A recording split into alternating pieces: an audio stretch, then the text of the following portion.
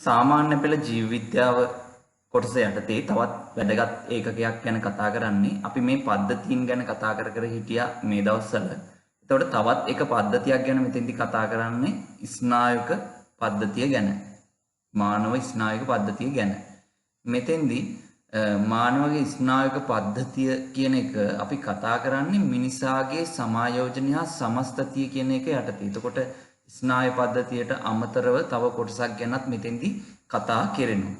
අපි බලමු මේ පාඩම යටතේ මොනවද අපිට අලුතෙන් අද ඉගෙන ගන්න තියෙන්නේ කියලා.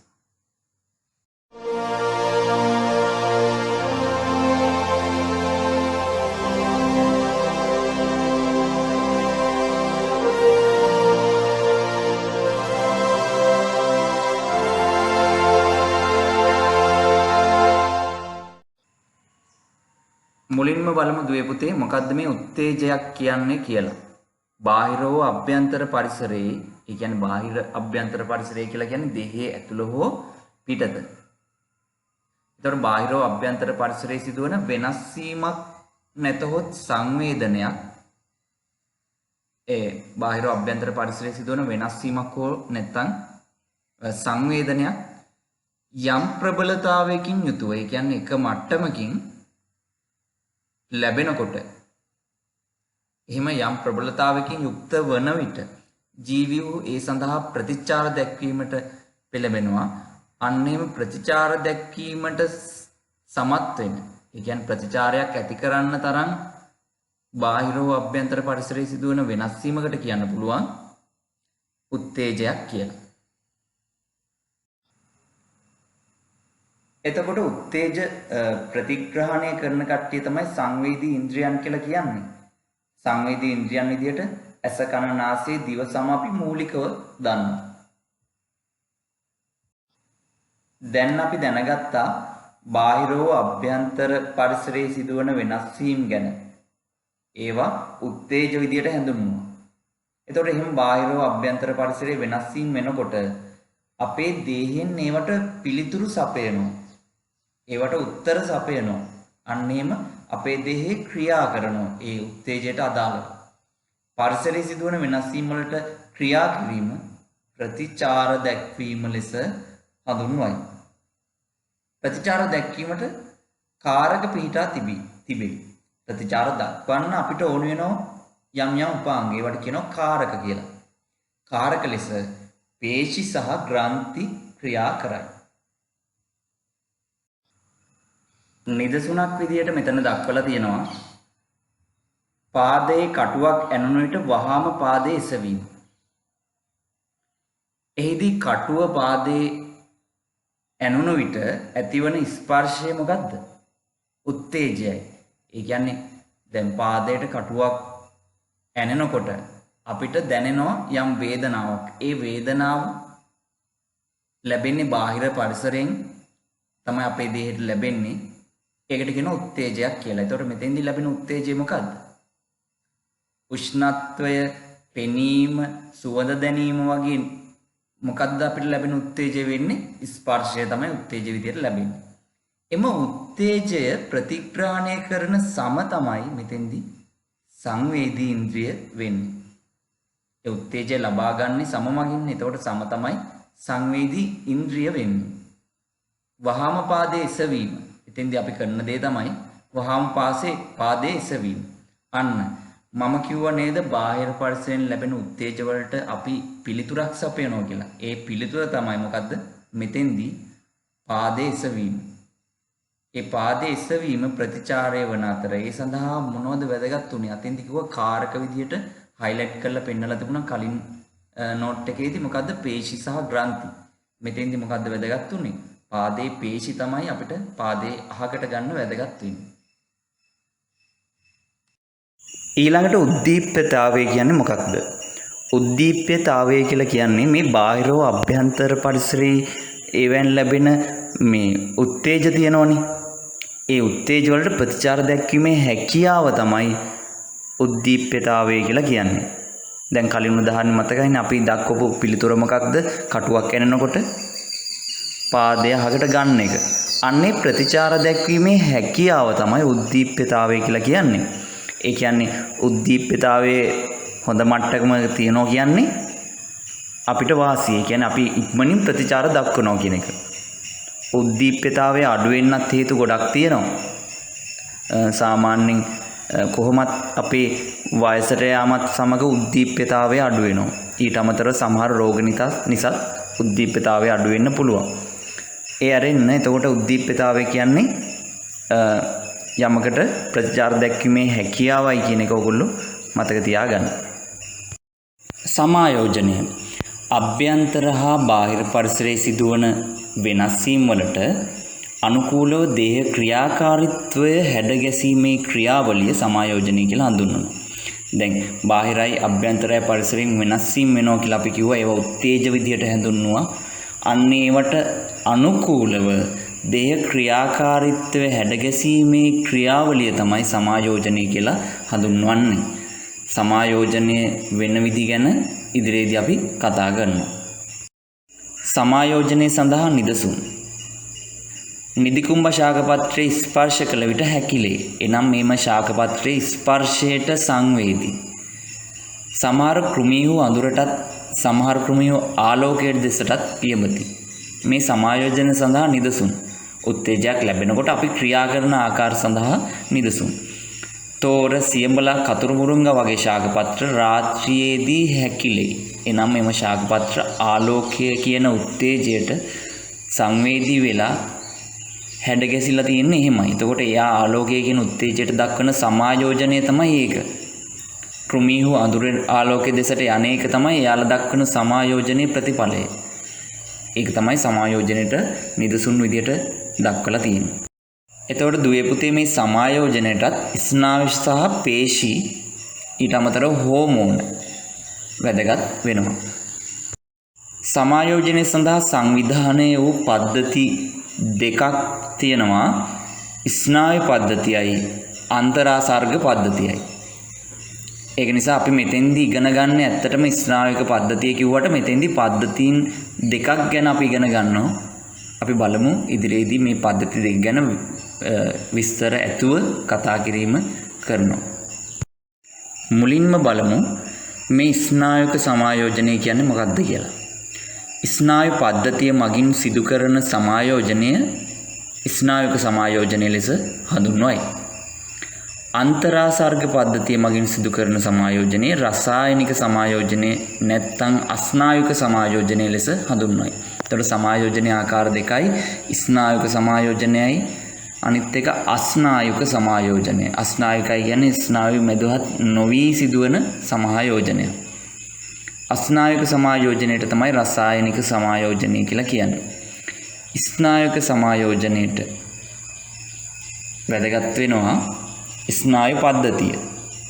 අස්නායුක හෙවත් රසායනික සමායෝජනයට වැදගත් වෙන්නේ අන්තරාසර්ග පද්ධතිය. ස්නායුක සමායෝජනය ගැන අපි බලමු දැන්. ස්නායුවේ ඇතිවන විද්‍යුත් රසායනික වෙනස් වීම නිසා ස්නායු ඔස්සේ ආවේග සම්ප්‍රේෂණය වේ. මෙහිදී සංවේදී ඉන්ද්‍රිය හා කාරකය අතර මනා සම්බන්ධීකරණයක් පවත්වා ගනී. ඒ කියන්නේ ස්නායුවේ ඇතිවන විද්‍යුත් රසායනික වෙනස් වීම. ඒ ස්නායුවේ ඇතිවන විද්‍යුත් රසායනික වෙනස් වීම හින්දා තමයි ස්නායු ඔස්සේ ආවේගයක් ගෙනියනවා. පණිවිඩයක් අරගෙන යන්නේ. මෙහිදී සංවේදී ඉන්ද්‍රිය හා කාරකය අතර මනා සම්බන්ධීකරණයක් පවත්වා ගනී. එතකොට ස්නායු ආවේගය යනවා සංවේදී ඉන්ද්‍රිය සහ කාරකය අතර ගමනක් යෙදෙනවා. ඒ දෙක අතර මනා සම්බන්ධීකරණයක් පවත්වා ගැනීම වැදගත් වෙනවා. ඉදිරියේදී ඒකටත් අපි නිදසුනක් කතා කරනවා. නියුරෝනය කියන්නේ මොකක්ද? ස්නායු පද්ධතියේ ව්‍යුහමය ඒකකයේ ස්නායු සෛලය හෙවත් නියුරෝනයයි. නියුරෝන වර්ග 3යි. සංවේදක නියුරෝනය, චාලක නියුරෝනය, අන්තර්හාර නියුරෝනය. අපි මේ ව්‍යුහමය ඒකක ගැන කලිනුත් කතා කරලා තිනවා 10 වසරේදී. මූලික ඒකක, තැනුම් ඒකක වගේ දේවල් ගැන. උදාහරණයක් විදිහට ප්‍රෝටීන වල තැනුම් ඒකකේ ඇමයිනෝ අම්ලය. ඒ විදිහට අන්න ඒ වගේ දේවල් අපි කතා කරලා තියෙනවා. න්‍යෂ්ටික අම්ලවල නියුක්ලියෝටයිඩ් අන්න ඒ ආකාරයට ගත්තාම සෛලය කියලා කියන්නේ ඕනම දෙයක ජීවිතයක ව්‍යුහමය කෘත්‍යමය ඒකකය. ඒ ආකාරයෙන්ම මේ නියුරෝනය කියලා කියන්නේ ස්නායු පද්ධතියේ එයාව සලකන්නේ ව්‍යුහමය ඒකකයේ විදියට. නියුරෝනයට තව නමක් දෙන්නත් පුළුවන් ස්නායු සෛලය කියලා. එතකොට නියුරෝනයක් කියන්නේ ස්නායු සෛලයක්. එතකොට ස්නායු සෛලය එහෙම නැත්නම් නියුරෝන වර්ග 3යි සංවේදක, චාලක, අන්තර්හාර ලෙස. ස්නායු පද්ධතිය ප්‍රධානව කොටස් දෙකකට බෙදෙනවා. මධ්‍ය ස්නායු පද්ධතියයි පර්යන්ත ස්නායු පද්ධතියයි කියලා. මේ මධ්‍ය ස්නායු පද්ධතිය ආය ප්‍රධාන කොටස් දෙකකට බෙදෙනවා. මොළය සහ සුසුම්නාව කියලා. ඒ මොළයට අයිති මස්තිෂ්කය, අනුමස්තිෂ්කය සහ සුසුම්නා ශීර්ෂකය කියන කොටස් තුන. පර්යන්ත ස්නායු පද්ධතිය යටතේ කපාල ස්නායු සහ සුසුම්නා ස්නායු ලෙස කොටස් දෙකකට පර්යන්ත ස්නායු පද්ධතිය බෙදෙනවා. මධ්‍ය ස්නායු පද්ධතිය. මිනිසාගේ මධ්‍ය ස්නායු පද්ධතියට මොළය හා සුසුම්නාව අයත් වෙනවා. මොළය හිස් කබල තුල පිහිටා තිබීමෙන්ද සුසුම්නාව කශේරුව තුල පිහිටා තිබීමෙන්ද ඒවාට ආරක්ෂාව ලැබිලා තියෙනවා. දැන් මධ්‍ය ස්නායු පද්ධතියට අයිති වෙන්නේ මොළයයි සුසුම්නාවයි කියන කොටස් දෙක. මොළයේ හිස් කබල තුල පිහිටලා තියෙනවා. එකකින් හිස් කබලෙන් මොළයට ආරක්ෂාව ලැබෙනවා. සුසුම්නාව කශේරුකාව තුල පිහිටා තිබෙනවා. අපි කොඳු වැට පෙළ ලෙස හඳුන්වන්නේ. එතකොට මේ කශේරුකාව තුල පිහිටා තිබෙනවා. ඒකිනොත් ඒ සුසුම්නාවට ආරක්ෂාවක් ලැබෙනවා. ඒ කොටස් යටතේ අපි ඉස්සරහට බලමු මේ මධ්‍ය ස්නායු පද්ධතියේ ක්‍රියාකාරීත්වය ගැන. මොළය හා සුසුම්නාව යන ව්‍යුහ දෙකම අපි මේ කතා කරන්නේ මධ්‍ය ස්නායු පද්ධතිය යටතේනේ. එතකොට මේ ව්‍යුහ දෙකම මෙනෙන්ජි පටල කියලා විශේෂ පටල වර්ගයකින් ආවරණය වෙලා තියෙනවා. මොළය තුල කුහර පවතිනවා. මොළය තුල කුහර පවතින අතර ඒවා තුලත් තව මෙනෙන්ජි පටල අතරත් සුසුම්නාවේ මධ්‍ය නාලය තුලත් පවතින විශේෂිත තරලයක් තියෙනවා. ඒක හඳුන්වනවා මස්තිෂ්ක සුසුම්නා තරලය කියලා. මස්තිෂ්ක සුසුම්නා තරලය මගින් ඉටුවන කාර්යයන්. එතකොට මේම තරලයක් පිළිලා තියෙන එකේ තැන් ටික අපි කතා කරා. ඒවැ මොකද්ද ඒකින් වෙන වාසිය? මොකද්ද ඒකින් කරන වැඩේ කියලා අපි බලමු. මොළයට හා සුසුම්නාවට උත්ප්ලවකතාවය, ඒ කියන්නේ ඉපිලීමක් සැපේනවා. කම්පන අවශෝෂණය කිරීමක් සිදු වෙනවා. විජලනය හා ශුද්ධජීවී ආසාදන වලින් ආරක්ෂා වීමක් සිදු වෙනවා. උෂ්ණත්ව වෙනස් වීම වලින් ආරක්ෂා වීම සිදු වෙනවා. මිනිසාගේ මොළය කපාල කුහරය තුල පිහිටලා තියෙනවා. මිනිස් මොළය පුද්ගලයාගේ දේහ බරින් 50න් එකක් පමණ වෙනවා. පිහිටා තියෙන තැන සහ ඒකේ බර දේහ බරින් කොච්චර ප්‍රමාණයක්ද කියන එක මේ දෙක පොඩ්ඩක් මතක තියාගන්න. කෙටි ප්‍රශ්න වලට වගේ වැදගත් වෙන්න පුළුවන්. මොළේ බාහිරට වන්නට අලු පැහැති වේ. එම සෛල දේහ දූසර ද්‍රව්‍ය ලෙස හඳුන්වනවා. මොළේ බාහිරින් තියෙන ප්‍රදේශය අලු පාටයි. ඒ ප්‍රදේශය හඳුන්වනවා දූසර ද්‍රව්‍ය ලෙස. ඊට ඇතුළතින් සුදු පැහැති මයලින් කොපු සහිත බැවින් ශ්වේත ද්‍රව්‍ය ලෙස හඳුන්වන කලාපයකුත් තියෙනවා. මස්තිෂ්කය. මිනිස් මොළේ විශාලතම කොටස තමයි මේ මස්තිෂ්කය කියලා කියන්නේ.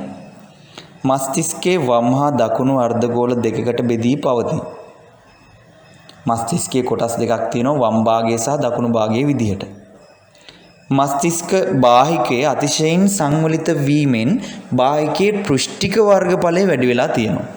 මස්තිෂ්කයේ බාහිකයේ ගොඩාක් නැමුම් තියෙනවා. ඔයගොල්ලෝ දැකලා ඇති සමහර වෙලාවට පින්තූරවල එහෙම නැමුම් ආකාරයට මොළේ දකින්න ලැබෙනවා. ඒ දේවල් මගින් පෘෂ්ඨික වර්ගඵලය වැඩි වෙලා තියෙනවා. වම් මස්තිෂ්ක භාගයෙන් නැත්නම් වම් මස්තිෂ්ක අර්ධගෝලයෙන් දේහේ දකුණු භාගයේද දකුණු මස්තිෂ්ක අර්ධගෝලයෙන් දේහේ වම් භාගයේද පාලනය කරයි.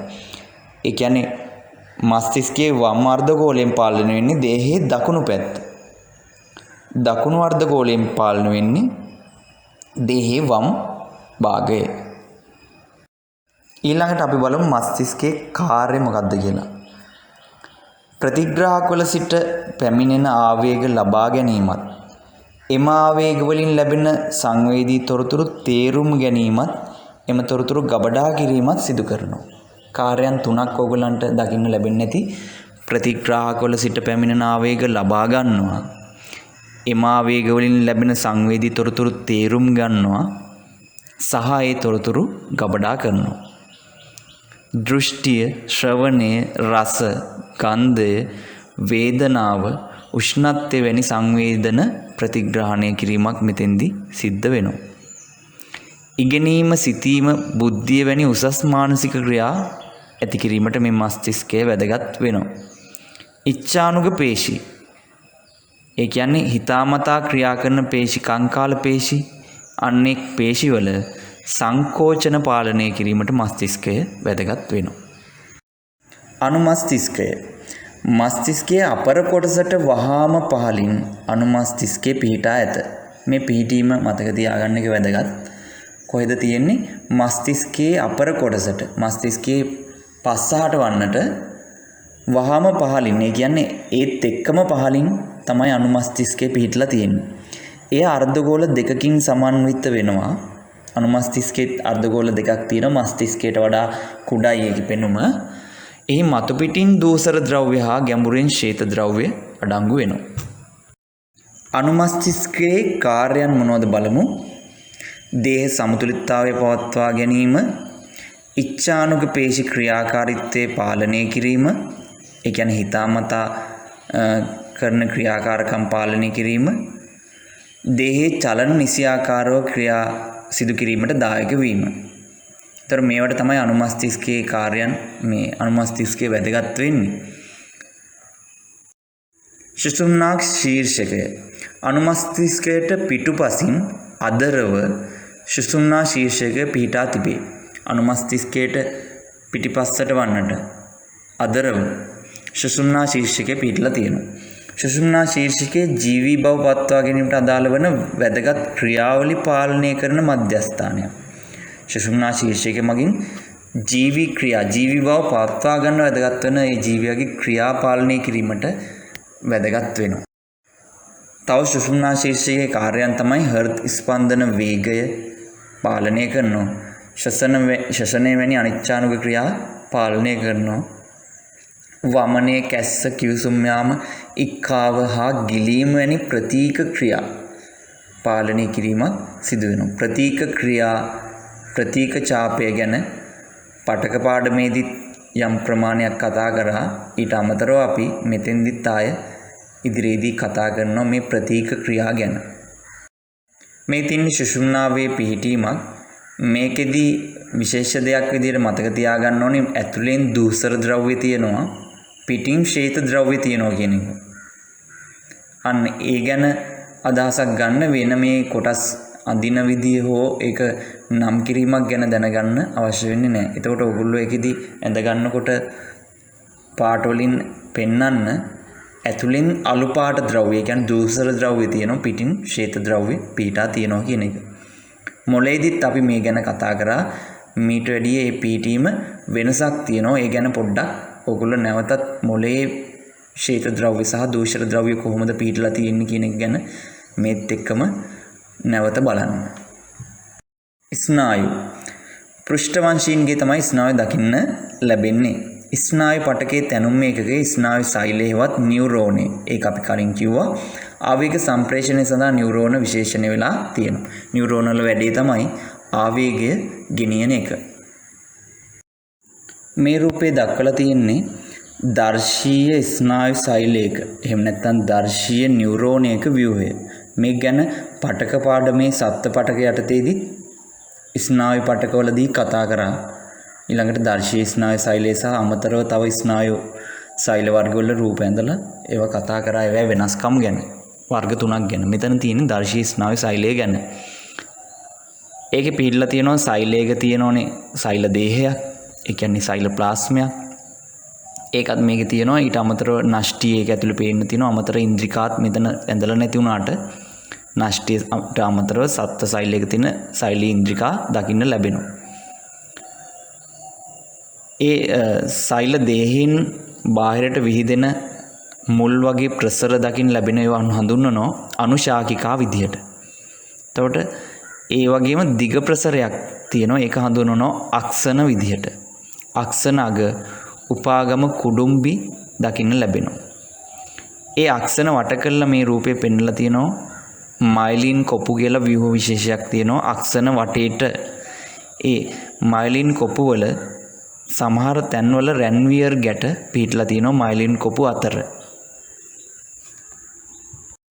නියුරෝනයක කෘත්‍ය නියුරෝනයක කාර්ය ඇස කන නාසය දිව සම යන ප්‍රතිග්‍රාහක මගින් හෝ වෙනත් නියුරෝන මගින් ලබා ගන්නා තොරතුරු මධ්‍ය ස්නායු පද්ධතියට හෝ තවත් නියුරෝනයකට සම්ප්‍රේෂණය කිරීම තමයි නියුරෝනවල කාර්ය වෙන්නේ. අපි ලබා ගන්නා උත්තේජ නියුරෝන මගින් ලබා ගන්නා උත්තේජ ඒ තොරතුරු මධ්‍ය ස්නායු පද්ධතියට හෝ තවත් නියුරෝනයකට සම්ප්‍රේෂණය කිරීම තමයි නියුරෝන වල කාර්ය වෙන්නේ. මධ්‍ය ස්නායු පද්ධතියේ සිට කාරක පේශි වෙත ආවේග සම්ප්‍රේෂණය කිරීමත් නියුරෝන වගින්ම තමයි වෙන්නේ. ඊළඟට මේ නියුරෝනයක එහෙම නැත්නම් ස්නායු සෛලයක වර්ග 3ක් තියෙනවා. එතකොට ඒ වර්ග 3 ගැන තමයි අපි ඊළඟට කතා කරන්න යන්නේ. මේක පටක පාඩම යටතේදීත් කතා කරනවා. මෙතෙන්දිත් අපි කතා කරමු මේ තියෙන ඒවා රූපීය පෙනුම. ඊළඟට බලමු ඒවා එක එක කාර්යයන් මොනවද කියලා. සංවේදක නියුරෝනය. මේ අනුශාකා සංවේදී ඉන්ද්‍රිය තුල පිහිටා ඇති අතර අක්ෂණ මධ්‍ය ස්නායු පද්ධතිය තුල පිහිටලා තියෙනවා. ගැන්ග්ලියම් යනු ස්නායු සෛලවල සෛල දේහ එකතු වී සෑදී ඇති ව්‍යුහයක් තමයි ගැන්ග්ලියම් කියලා හඳුන්වන්නේ. සංවේදී ඉන්ද්‍රියවල සිට මධ්‍ය ස්නායු පද්ධතිය වෙතට ආවේග ගෙන යාම සංවේදක නියුරෝන වලින් සිදු කරන කාර්යයක්. ඒ කියන්නේ අපිට යම්කිසි සංවේදනයක් උත්තේජයක් ලැබුණට පස්සේ දේහයට ඒ ලැබෙන සංවේදනය ඒ සංවේදී ඉන්ද්‍රියන්ගෙන් ලබාගෙන ඒක මධ්‍ය ස්නායු පද්ධතිය වෙතට අරගෙන යන්නේ මේ සංවේදක නියුරෝන මගින්. උදාහරණයක් විදිහට පෙනීමක් ලැබෙනවා. යම්කිසි දෙයක් අපිට දකින්න ලැබෙනවා. ලොකු ආලෝකයක් දකින්න ලැබෙනවා. ඒක තමයි උත්තේජය. ඊට පස්සේ ඒ සංවේදනය කරගන්නවා අපේ සංවේදී ඉන්ද්‍රිය ඇස මගින්. ඒක මධ්‍ය ස්නායු පද්ධතියට අරගෙන යන්නේ කවුරු මගින්ද? සංවේදක නියුරෝන මගින්. අන්තර්හාර නියුරෝන. මෙම නියුරෝන සම්පූර්ණයෙන්ම මධ්‍ය ස්නායු පද්ධතිය තුළ පිහිටලා තියෙනවා. ඒක පිහිටලා තින්නේ සම්පූර්ණයෙන්ම මධ්‍ය ස්නායු පද්ධතිය තුළ. අපි උදාහරණයක් කලින් කතා කරා යම්කිසි දෙයක් ලොකු ආලෝකයක් දකින්න ලැබෙනවා. දැන් එය සංවේදක නියුරෝන මගින් මධ්‍ය ස්නායු පද්ධතිය වෙත ගෙනිච්චා. ඊළඟට හමු වෙන්නේ අන්තර්හාර නියුරෝන කියන නියුරෝන වර්ගය. එතකොට මේ වර්ග තුනේ රූප සටහන් එක්ක බලන්න ඕගොල්ලෝ පටක පාඩම පෙළපොත පොඩ්ඩක් පෙළලා බලන්න සත්ත්ව පටක යටතේ පටක පාඩමේදී අන්තර්හාර නියුරෝනයේ පෙනුම කොයි වගේද කියලා. එතකොට මේ අන්තර්හාර නියුරෝනය මගින් මොකද්ද කරන්නේ? අන්තර්හාර නියුරෝනය මගින් සංවේදක නියුරෝන හා චාලක නියුරෝන අතර සම්බන්ධතාවය පවත්වා ගැනීම සිදු කරයි. දැන් සංවේදක නියුරෝන වලින් පස්සේ තමයි මේ අන්තර්හාර නියුරෝන හම්බ වෙන්නේ. එතකොට අන්තර්හාර නියුරෝන සංවේදක නියුරෝන අතර කොහොමත් සම්බන්ධතාවයක් පවත්වා ගන්න සිද්ධ වෙනෝනේ. ඒක සහ ඊළඟට හම්බ වෙන නියුරෝන වර්ගයේ චාලක නියුරෝනි. අන්න ඒ කියන මේ නියුරෝන වර්ග තුන පිළිවෙලින් සංවේදක අන්තර්හාර චාලක ඒවා අතර සම්බන්ධීකරණයක් පවත්වා ගැනීමක් සිදු කෙරෙනවා. මේ අන්තර්හාර නියුරෝන මගින් කෙරෙන කාර්යයක් විදිහට ඒක දක්වන්න පුළුවන්. චාලක නියුරෝන අනුශාකා හා සෛල දේහයේ මධ්‍ය ස්නායු පද්ධතිය තුල පිහිටා ඇත. ඒකේ අනුශාකිකාවයි සෛල දේහයයි තියෙන්නේ. ඒ කියන්නේ නියුරෝනයේ ඔළුව වගේ කොටස තියෙන්නේ කොහෙද? මධ්‍ය ස්නායු පද්ධතිය තුලමයි. මධ්‍ය ස්නායු පද්ධතිය තුලම නේද චාලක නියුරෝනයට කලින් අන්තර්හාර නියුරෝනියත් හම්බ වෙන්නේ. ඔව්. දැන් අක්ෂණ කියන කොටස විතරක් ඒකේ. දැන් අනුශාකා සෛල දේහයේ තියෙන මධ්‍ය ස්නායු පද්ධතියේ අක්ෂණ තියෙන්නේ අක්ෂණ කෙලවර කාරකයේ තුල පිහිටලා තියෙනවා. අක්ෂණේ කෙලවර සම්බන්ධ වෙන්නේ කාරකයට. චාලක නියුරෝන මගින් මධ්‍ය ස්නායු පද්ධතියේ සිට කාරක පේශි වෙත ආවේග සම්ප්‍රේෂණය කිරීම සිදු වෙනවා. ඒ මධ්‍ය ස්නායු පද්ධතියෙන් කාරක පේශියට ක්‍රියාත්මක වන පේශියට ආවේගය ගෙනියන්නේ මේ චාලක නියුරෝනය මගින්. දැන් අර කලිනුත් හම්බුණා ප්‍රතීක ක්‍රියා සහ ප්‍රතීක ඡාප කියන වචන ඒව මොනවද කියලා බලමු. ස්නායු පද්ධතියේ කෘත්‍යමය ඒකකය ප්‍රතීක ඡාපය කියලා හඳුන්වනවා. ව්‍යුහමය ඒකකය නෙමෙයි මොකද්ද? කෘත්‍යමය ඒකකය ප්‍රතීක ඡාපය කියලා කියනවලු. ඊළඟට ප්‍රතීක ඡාපයක් සඳහා සංවේදක නියුරෝන, අන්තර්හාර නියුරෝන හා චාලක නියුරෝන යන නියුරෝන වර්ග තුනම සහභාගී වෙනවා මේකට. මේ තියෙන්නේ අර මේ නියුරෝන වර්ග තුනේ කාර්යයන් ටික. බලන්න අර යම් කිසි දෙයක් ගිනි කූරක් වගේ දෙයක් අත පිච්චෙන එකක් තියෙනවා. ඒ කියන්නේ ප්‍රතිග්‍රාහකයේ මගින් සංවේදනය ලැබෙනවා. සංවේදනය මොකද්ද? ඒ කියන්නේ උත්තේජය මොකද්ද? පිලිස්සීමක් නැත්තම් රත් වීමක් දැනීම. නැත්තම් ලොකු උෂ්ණත්වයක් දැනීම තමයි අපිට ලැබෙන සංවේදනය. ඊට පස්සේ සංවේදී ඉන්ද්‍රියන් මගින් බලන්න අන්තර්හාර නියුරෝනයේ මධ්‍ය ස්නායු පද්ධතිය තුල තියෙන අන්තර්හාර නියුරෝනය වෙත ගමන් කරනවා. ඒ ගෙනියන්නේ සංවේදක නියුරෝනෙන්. ඊළඟට අන්තර්හාර නියුරෝනෙන් ඒක චාලක නියුරෝනයට සම්බන්ධ කරලා දෙනවා. චාලක නියුරෝනෙන් කරන්නේ මේ පෙන්වන්නේ ඒ අතමයි එකම අත පෙන්වන්නේ. ඒ අතේම පේශි වලට ඒ ආවේගය ගෙනියනවා. ඒක මගින් තමයි ඒක කාරකේ මත කියන්නේ අතේ පේශි මෙතන ගෙනිච්චාම අපි අත ඉක්මනට අහකට ගන්නෙ. ඒක තමයි අපි දක්වන ප්‍රතිචාරය. දැන් අර උද්දීප්‍යතාවය කියන වචනේ කලින් කිව්වා. උද්දීප්‍යතාවය කියලා කියන්නේ මේ ප්‍රතිචාරයේ දැක්වීම අපි කරන වේගය ගැන තමයි කියන්නේ. උද්දීප්‍යතාවය හොඳයි කියලා කියන්නේ මේ ප්‍රතිචාර දැක්වීමේ හැකියාව වැඩි කියන එක. මේක ඇඳ ගන්න අවශ්‍ය වෙන්නේ නැහැ. මේක තේරුම් ගත්තාම ඇති.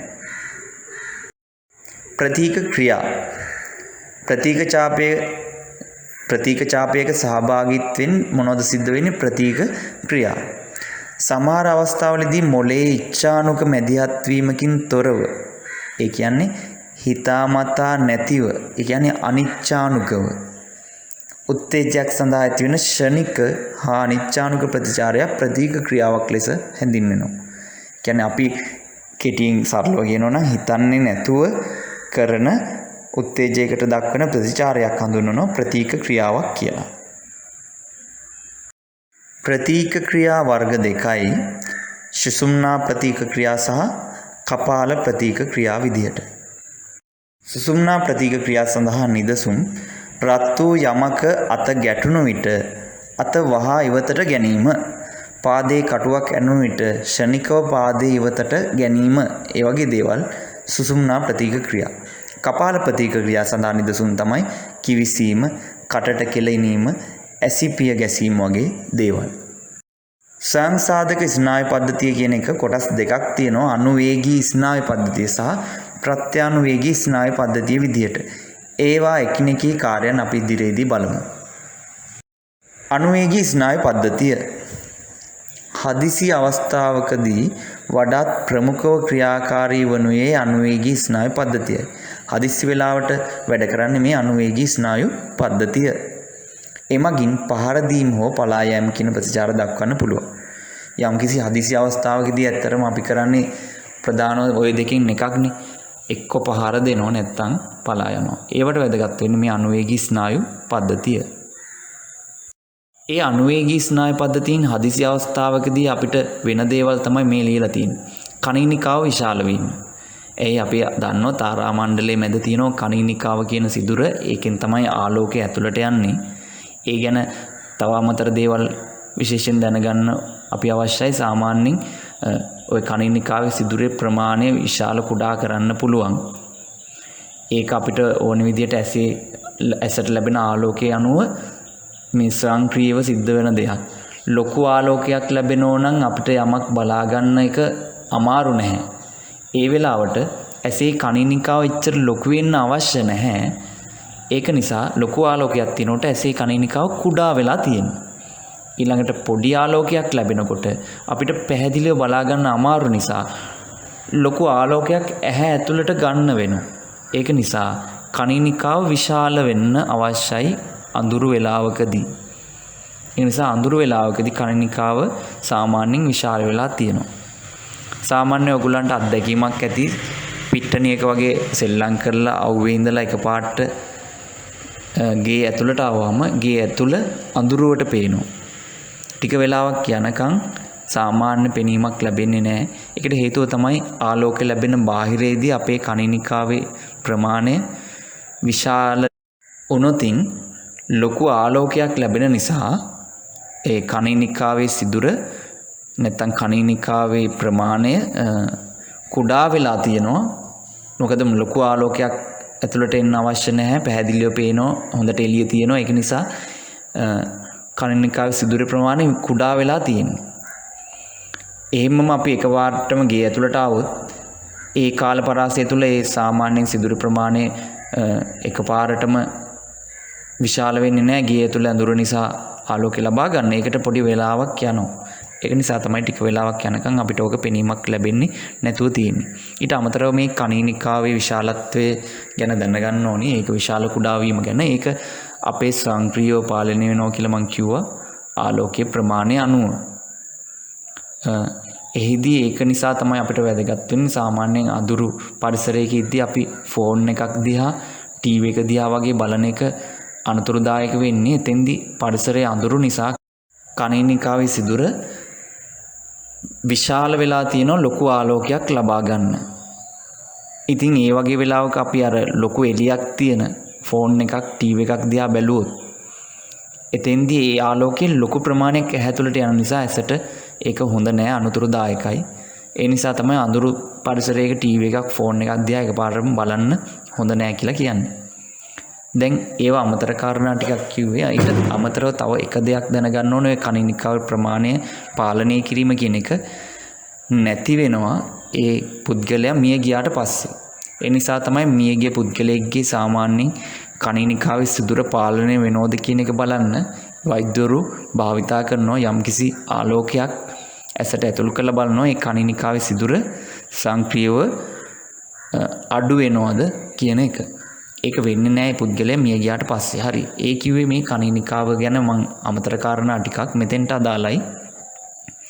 දැන් මේ අනුවේදී ස්නායු පද්ධතියේ අනුවේගී ස්නායු පද්ධතියේ කාර්යයන් විදියට ඒකේ කාර්යයන් විදියට මොකද්ද කිව්වේ? හදිසි අවස්ථාවකදී අපිව සූදානම් කරන එක. ඒතර හදිසි අවස්ථාවකදී සූදානම් කරනවා කියලා කියන්නේ මේ කණිනිකාවේ විශාල වෙනවා. මොකක් හරි හදිසි අවස්ථාවකදී ඇහි කණිනිකාව විශාල වෙනවා. කේට ශ්‍රාවයේ නිෂේධනය වෙනවා. ඊළඟට හෘද ස්පන්දන වේගය වැඩි කරනවා. පෙනහැලි වාතනය වීමේ ශීඝ්‍රතාවය වැඩි කරනවා. ක්‍රමාකුංචන චලන නිෂේධනය වෙනවා. මේ ඔක්කොම මේ ක්‍රියාවලි ටික නිකම් අමාරුවෙන් පාඩම් කරන්න අවශ්‍ය නැහැ. සාමාන්‍යයෙන් හිතන්නකො ප්‍රායෝගිකව මොකක් හරි හදිසි අවස්ථාවකදී මොකක් හරි හදිසි අවස්ථාවක් කියන්නේ මොකක් හරි දෙයකට බය වෙනවා, කවුරු හරි අපිට ගහන්න එනවා. ඒ වගේ හදිසි අවස්ථාවකදී මේ දේවල් ටික සිදු වෙනවා කියනක ඕගොල්ලන්ට තේරෙනවා. කණිනිකාව විශාල වෙනවා. බලන්න මොකක් හරි දෙයකට අපි බය වුණාම ඇහැ ලොකු කරලා බලන්නේ. ඒ කියන්නේ කණිනිකාව විශාල වෙනවා කියන්නේ මොකද්ද? ඒක හොඳින් බලා ගන්න. ඒක අපේ ආරක්ෂාවට සිද්ධ වෙන දෙයක්. මොකක් හරි අනතුරක් වෙනවා නම් හොඳින් මේක දිහා බලා ගන්න ඕනේ. ඒක නිසා තමයි කණිනිකාව විශාල වෙන්නේ. කේට ශ්‍රාවයේ නිෂේධනය වෙනවා. තොලකට වේල්ලා යනවා කියලා අපි කියන්නේ. මොකක් හරි දෙයකට බය වුණාම තොලකට වේල්ලා යනවා. මොකද ඒ වෙලාවට මේ ආහාර ජීර්ණ පද්ධතියක් ක්‍රියා කරන්න ඕනේ නැහැ නේ. දැන් මේක මේ ආහාර ජීර්ණයක් කර කර ඉන්න වෙලාවක් නෙමෙයි. මොකද්ද? අනතුරුදායක අවස්ථාවක්. ඊළඟට හෘද ස්පන්දන වේගය වැඩි කරනවා. ඒකයි මොකට හරි බය වුණාම අපිට පපුව ඩිඩ්ඩික් ගන්නවා කියලා කියන්නේ. අපි මොකට හරි බය වුණාට පස්සේ මොනවා හරි දෙයක් අනතුරක් වෙන්න හදනකොට අපිට අග්ගාලයකට සූදානම් කරන්නේ ඇයි ඒ හෘද ස්පන්දන වේගය වැඩි කරන්නේ? ඒ තමයි අපිට ඉක්මනට මෙතෙන්දී මොනවා හරි දැන් මෙතෙන්දී ක්‍රියාවක් කරන්න වෙනවා. ඒකට හොඳින් රුධිරයේ ගමනක් කිරීමක් මේ දේහය තුල සිද්ධ වෙන්න ඕනේ. ඊළඟට පෙනහැලි වාතනය වීමේ ශීඝ්‍රතාවය වැඩි කරනවා. එතකොට අපි සාමාන්‍යයෙන් වේගෙන් හුස්ම ගන්නවා බය වුණාම. බලන්නකො මේ ක්‍රියාවලිය ඔක්කොම ප්‍රායෝගිකව අපිට තේරුම් ගන්න පුළුවන්. ඒක නිසා ඒ වගේ වෙලාවල් වලදී පෙනහැලි වාතනයේ වීම වේගවත් වෙනවා කියලා කියන්නේ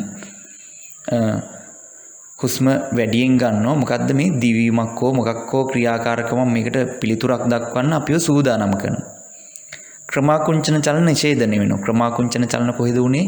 ආහාර ජීර්ණ පද්ධතියේදී කතා කරා අන්න ස්රෝතයේදී සහ ආමාශයේදී. දැන් කලින් කිව්වත් වගේ කේට ශ්‍රාවය ක්‍රමාකුංචන චලන මේවා ආහාර ජීර්ණයට අදාළ ක්‍රියාවලිය. ඒවා අවශ්‍ය නැහැ මේ වෙලාවේදී සිද්ධ වෙන්න. මොකද මේ වෙලාව හදිසි අවස්ථාවක්. ඒවා නිෂේධනය වෙලා තියෙන්නේ. ඊළඟ ප්‍රත්‍යානුවේගී ස්නායු පද්ධතිය. අනුවේගී ස්නායු පද්ධතියේ ක්‍රියාකාරීත්වය නිසා දේහෙන් සිදුවන වෙනස්කම් යථා තත්ත්වයට පත් කරනුයේ ප්‍රත්‍යානුවේගී ස්නායු පද්ධතියයි. දැන් අපේ අනුවේගී ස්නායු පද්ධතියෙන් හදිසි අවස්ථාවකදී අපිව සූදානම් කරානේ. ඊළඟට ටික වෙලාවක් ගියාට පස්සේ අවස්ථාව සමනය වුණා කියන්නකො. උදාහරණයක් විදිහට කවුරු හරි අපිට ගහන්න එනවා. එතෙන්දී අර අනුවේගී ස්නායු පද්ධතිය ක්‍රියා කරලා අර වගේ දේවල් ටිකක් සිද්ධ වුණා. ඊට පස්සේ මේ මිනිස්සයා යනවා. එහෙම නැත්නම් ඒ ක්‍රියාව අවසන් වෙලා යනවා. එහෙම නැත්නම් එයා හැල්ලා යනවා. දැන් මේ දිගටම අපිට මේ අනුවේගී ස්නායු පද්ධතියේ ක්‍රියාකාරීත්වය පවත්වා ගන්න අවශ්‍ය නැහැනේ.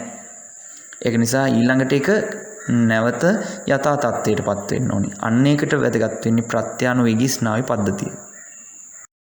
එතෙන්දී අර කිව්වේ දේවල් වල අනුවේගී ස්නායු පද්ධතියෙන් වෙච්ච දේවල් වල අනිත් පැත්තට ඒ දේවල් ටික සිද්ධ වෙනවා. කණිනිකාව කුඩා වෙනවා. කීට ශ්‍රාවය උත්තේජනය වෙනවා. හර්ට් ස්පන්දන වේගය වැඩි වෙලා තිබුණේ දැන් ඒක අඩු වෙනවා.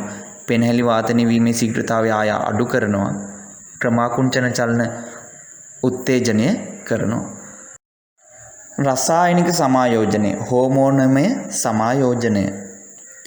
ස්නායුක සමායෝජනය මෙන්ම හෝමෝනමය සමායෝජනයද ජීවිතයේ වැදගත්කමට ඉතා වැදගත් වේ. දැන් මෙච්චර වෙලා අපි කතා කරේ ස්නායුක සමායෝජනය ගැන. දැන් කතා කරන්න යන්නේ අස්නායුක හේවත් හෝමෝනමය සමායෝජනය නැත්නම් රසායනික සමායෝජනය ගැන. මේකත් ජීවින්ට වැදගත් වෙනවා. රසායනික සමායෝජනයේදී අන්තරාසර්ග ග්‍රන්ථි එහෙම නැත්නම් නිර්නාල ග්‍රන්ථි, නාල නොමැති ග්‍රන්ථි මගින් නිපද වෙන හෝමෝන නම් රසායනික ද්‍රව්‍ය මගින් තමයි මේ සිද්ධිය වෙන්නේ. දැන් මේ සමායෝජනයට වැදගත් වෙන්නේ හෝමෝන. කලින් ස්නායුක සමායෝජනයට වැදගත් උනේ ස්නායුක සෛල නැත්නම් නියුරෝන. අන්තිම කාරණේ තියෙනවා හෝමෝන පරිවාහනය සඳහා විශේෂනාල නොමැත. ඒකයි නිර්නාල ග්‍රන්ථි වැදගත් වේ කිව්වේ. එම නිසා මේකෙදි හෝමෝන පරිවාහනය කරන වැඩේ කරලා දෙන්නේ කවුරු මගින්ද? රුධිරය ඔස්සේ තමයි සිද්ධ කරන්නේ. රුධිරේ පරිවාහනය වෙන දේවල් ගැන 9 වසරේ ඉඳන්ම කතා කරනවා. මොනවද රුධිරේ පරිවාහනය වෙන්නේ? ඔක්සිජන් ගිනිනන හිමොග්ලොබින් මගින්, හෝමෝන, එන්සයිම වගේ දේවල්, ඖෂධ වගේ දේවල් හැම එකක්ම ගෙනියන්නේ පරිවාහනය කරන්නේ අපේ දේහයේ රුධිරය මගින්. හෝමෝන වල ලක්ෂණ තමයි කාබනික සංයෝගයක් වීම, රුධිරය මගින් පරිවාහනය වීම, කිසියම් ස්ථානයක නිපද වී වෙනත් ස්ථානයක ක්‍රියාත්මක වීම, ඉලක්ක අවයව උත්තේජනය කිරීම, ඊතා අඩු සාන්ද්‍රණයක් මේකට ප්‍රමාණවත් වීම. මිනිසාගේ අන්තරාසර්ග ග්‍රන්ථි මගින් ශ්‍රාවය කරනු ලබන හෝමෝන කීපයක් ගැන විස්තර දීලා තියෙනවා. පිටියුටරි ග්‍රන්ථිය. ඒ ග්‍රන්ථිය පිහිටලා තියෙන්නේ මස්තිෂ්කයේ හයිපොතැලමසට පහළින් පිහිටා තියෙනවා. ඊට පස්සේ හෝමෝනේ තමයි මේකෙන් ශ්‍රාවය වෙන වර්ධක හෝමෝනය. කාර්ය වෙන්නේ ප්‍රෝටීන සංශ්ලේෂණය වැඩි කිරීම, සාමාන්‍ය දේහ පටක වර්ධනය, ගාත්‍රා අස්ථි වල වර්ධනය උත්තේජනය කිරීම වගේ දේවල්. ඊළඟ තයිරොයිඩ් කියන නිර්නාල ග්‍රන්ථිය. මේක පිහිටලා තියෙන්නේ බෙල්ලේ ඉදිරිපස සරාලයට මදක් පහළින්. ඒකෙන් ශ්‍රාවන හෝමෝන තමයි කැල්සිටොනින්. ඒකේ කාර්ය වෙන්නේ රුධිරයේ කැල්සියම් මට්ටම අඩු කිරීම. ඊළඟ තව හෝමෝන් එකක් ශ්‍රාව වෙනවා තයිරොයිඩෙන්, තයිරොක්සින්. ඒකේ කාර්ය වෙන්නේ දේහයේ පරිවෘත්තීය වේගය පාලනය කිරීම. ඊළඟ අග්න්‍යාශය. අග්න්‍යාශය පිළිලා තියෙන්නේ ආමාශය හා මහාන්ත්‍රය අතර ග්‍රහණි නැම්මේ. මතකයිනේ ආර්ජින පද්ධතියේදී කතා කරා අග්න්‍යාශය විෂය අරන් ඉන්නේ යා කියලා. ඊළඟට ඒකෙන් ශ්‍රාව වෙන හෝමෝන වර්ග දෙකක් තියෙනවා. ග්ලූකගොන් සහ ඉන්සියුලින් ග්ලූකෝගන් මගින් ග්ලයිකෝජන් ග්ලූකෝස් බවට බිඳ හෙළනවා. අපේ දේහේ නිරාහාරව ඉන්න වෙලාවට ග්ලූකෝස් නැති වෙලාවට අක්මාවේ තැන්පත් වෙලා තියෙන ග්ලූකෝජන් ග්ලූකෝස් බවට පත් කරන්නේ මේ ග්ලූකගොන් කියන හෝමෝනය මගින්. ඉන්සියුලින් මගින් මේ ග්ලූකෝස් ග්ලයිකෝජන් බවට පත් කරලා අක්මාවේ තැන්පත් කරනවා. ග්ලූකෝස් මට්ටම වැඩි වුණාට පස්සේ ග්ලයිකෝජන් බවට පත් කරලා තැන්පත් කිරීමට වැදගත් වෙන්නේ ඉන්සියුලින් කියන හෝමෝනය. ඊළඟට අධිවෘක්ක ග්‍රන්ථි පිහිටලා තියෙන්නේ වෘක්ක මත ඉහළින් පිහිටලා තියෙනවා. බාහිස්ත්‍රාව පද්ධතියේදී ඒක අපි අඳුන ගන්නවා රූප සරාණෙහිදී. ඊළඟට ඒකෙන් ස්‍රාව වෙන හෝමෝන තමයි ඇඩ්‍රිනලින්. ඒක වැදගත් වෙනවා හදිසි අවස්ථාවකදී ක්‍රියා කිරීමට දේහය සූදානම් කිරීමට. ඊළඟට වෘෂණ මේවා කතාරයි ප්‍රජනක පද්ධතිය යටතේ මේ පද්ධතිය අපිට හම්බ වෙන්නේ 11 වසර දිනෙමේ 10 වසර ජීවයේ අඛණ්ඩතාවයේ මානව ප්‍රජනක පද්ධතිය යටතේ. වෘෂණ පිහිටලා තියෙන දේහයේ කුහරයට බාහිරින් වූ වෘෂණ කෝෂ තුලයි. අනිත් පිහිටීම් වලට වැඩිය මේක විශේෂයි. දේහින් බාහිරින් තමයි වෘෂණ පිහිටලා තියෙන්නේ. ඒකෙන් ශ්‍රාවණ හෝමෝනේ තමයි ටෙස්ටොස්ටෙරෝන්. ඒක මගින් පුරුෂයන්ගේ ද්විතීයික ලිංගික ලක්ෂණ ඇති කිරීම, ශුක්‍රාණු ජනනය උත්තේජනය කිරීම වගේ දේවල් සිද්ධ කරනවා. ඊළඟට තවත් ප්‍රජනක පද්ධතියටම අයිති දෙයක් තමයි ඩිම්බ කෝෂයේ ස්ත්‍රීන්ගේ වෘක්ක වලට පහළින් මේක පිළිලා තියෙනවා. මේකෙන් ශ්‍රාව වෙන හෝමෝන තමයි ඊස්ට්‍රජන්. ස්ත්‍රීන්ගේ ද්විතීයික ලිංගික ලක්ෂණ පාලනයට වැදගත් වෙනවා. ප්‍රොජෙස්ටරෝන් ගර්භණී භාවය සහ ඔසප් චක්‍රය පවත්වා ගන්න වැදගත් වෙනවා. මොකද්ද මේ අභ්‍යන්තර පරිසරය කියලා කියන්නේ?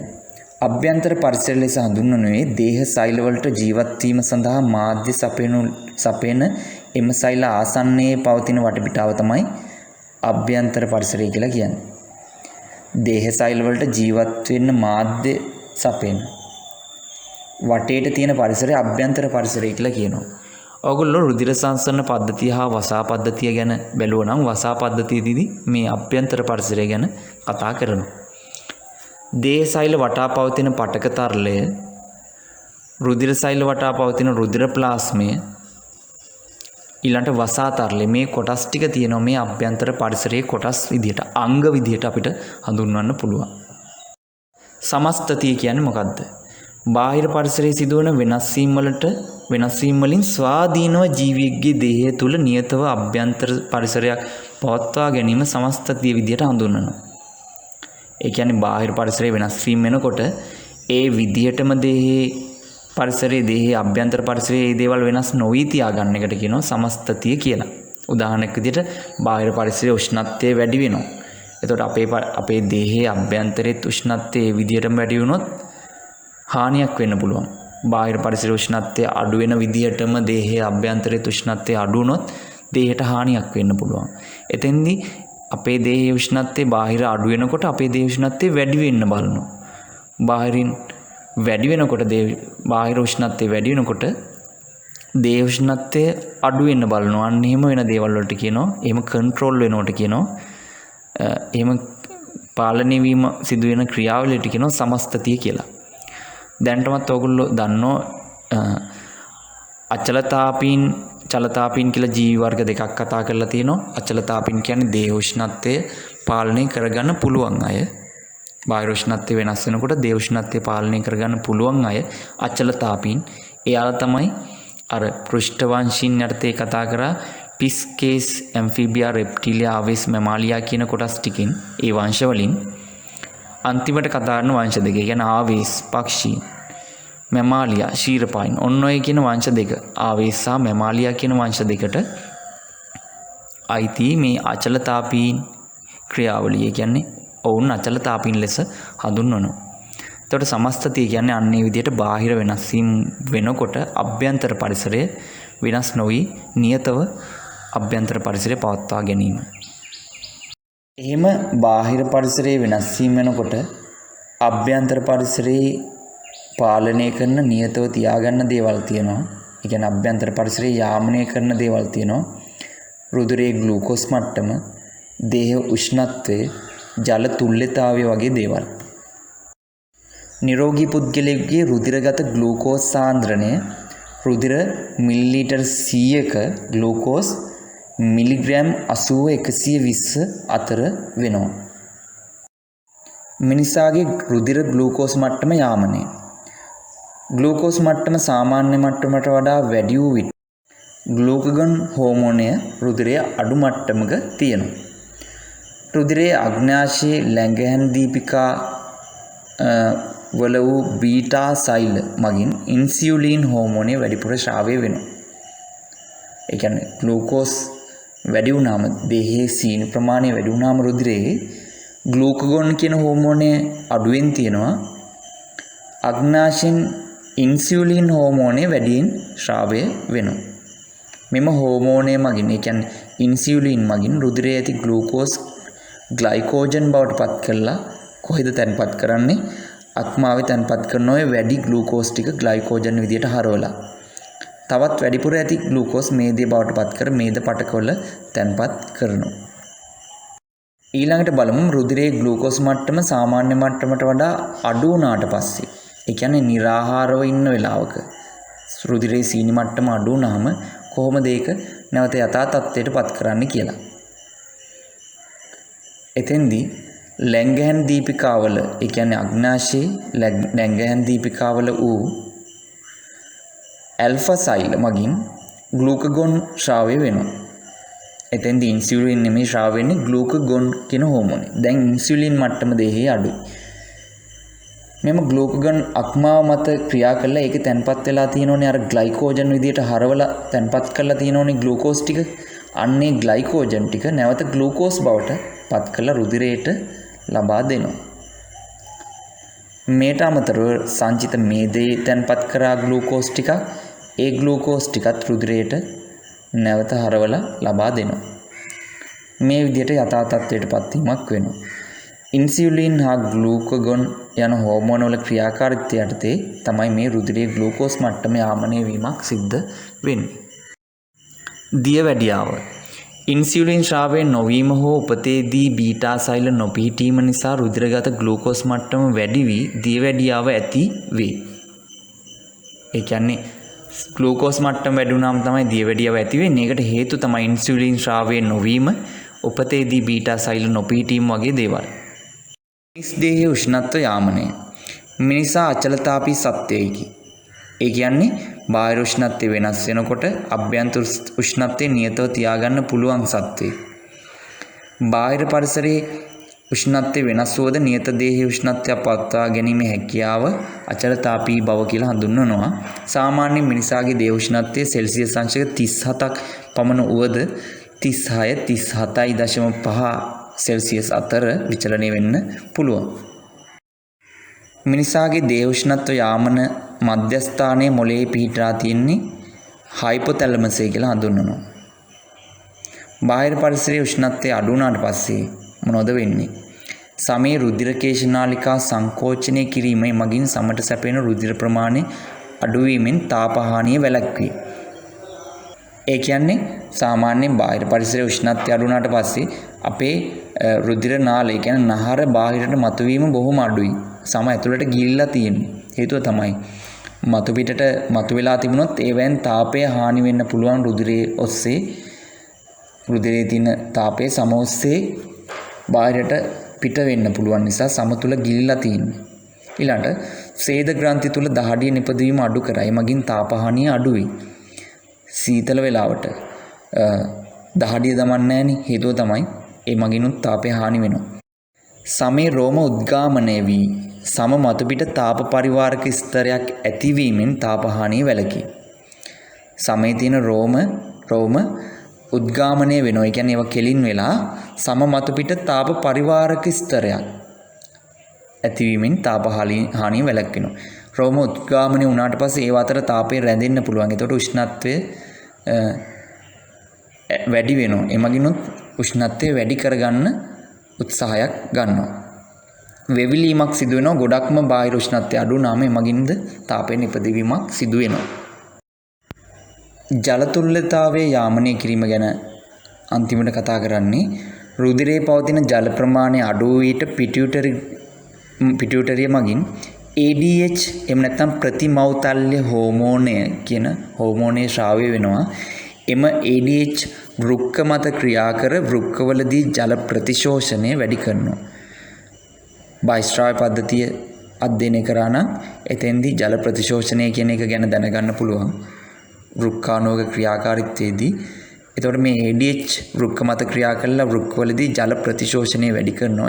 ඒ අනුව මුත්‍රා මගින් බැහැර වෙන ජල ප්‍රමාණය අඩු කරනවා. දේහයේ පවතින ජල ප්‍රමාණය වැඩි වූ විට ADH ශ්‍රාවීම මගින් නැවත වෘක්කවලදී ජල ප්‍රතිශෝෂණය අඩු වෙලා මුත්‍රා සමග බැහැර වෙන ජල ප්‍රමාණය වැඩි කරනවා.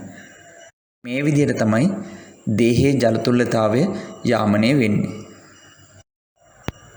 එතකොට මේ ටික තමයි දුවේ පුතේ අපිට මේ සමායෝජනය හා සමස්තතිය පාඩම යටතේ කතා කරන්න තියෙන දේවල් ටික. ඉතින් ඕගොල්ලොත් එක්ක නැවතත් අලුත් පාඩමකින් හමු වෙනකන් ඕගොල්ලෝ සාර්ථකව මේ කොටස් ටික නැවත බලමින් මේ නෝට් එක සම්පූර්ණයෙන්ම ලියා ගන්න ගමන් මේ ස්නායක පද්ධතිය සහ රසායනික සමායෝජනය ගැන සම්පූර්ණයෙන්ම පන්ති කාමරයක ඉගෙන ගත්තා වගේ සම්පූර්ණ දැනුමක් එක්ක ඔගොල්ලෝ සාර්ථකව මේක අධ්‍යයනය කරයි කියලා මම විශ්වාස කරනවා. මේක වැදගත් වෙනෝ නම් තව යාළුවෝ අතර මේ වීඩියෝ එක ෂෙයා කරන්නත් ඔයගොල්ලෝ අමතක කරන්න එපා. එහෙනම් එතෙක් නැවත වීඩියෝ එකකින් හමු වෙනකන් ඔයගලන්ට සුබ දවසක් ප්‍රාර්ථනා කරනවා. ඔයාලා තාමත් අපේ YouTube channel එක subscribe කරලා නැත්නම් යට තියෙන subscribe button එක click කරලා අදම subscribe කරන්න. ඒ වගේම 6 සිට 11 ශ්‍රේණිය දක්වා අපේ අලුත්ම updates හැමෝටම කලින් දැනගන්න දැම්ම bell icon එක click කරන්න.